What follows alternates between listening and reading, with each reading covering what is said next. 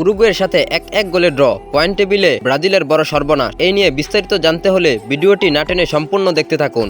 নিজেদের মহা গুরুত্বপূর্ণ ম্যাচে আজ সকাল 6টা 45 মিনিটে শক্তিশালী উরুগুয়ের বিপক্ষে মাঠে নামে সেলেসাউরা। নিজেদের ঘরের মাঠে আজ শুরু থেকেই গুছালো ফুটবল খেলতে থাকে ব্রাজিল। বল পজিশন, পাস অ্যাকুরেসি সবই ছিল ব্রাজিলের দখলে। তবে কাঙ্ক্ষিত গোলের দেখা পাচ্ছিল না ব্রাজিল। এর ফলে দুই দল বিরতি যায় গোলশূন্য ড্র নিয়ে। বিরতি থেকে ফিরেই আক্রমণ করে উরুগুয়ে। বালবার্দের গোলে ম্যাচের 55তম মিনিটে এগিয়ে যায় উরুগুয়ে। তবে এই লিড বেশি সময় ধরে রাখতে পারেনি তারা। ব্রাজিলের হয়ে সমতাসূচক গোলটি করেন গার্সন 62তম মিনিটে।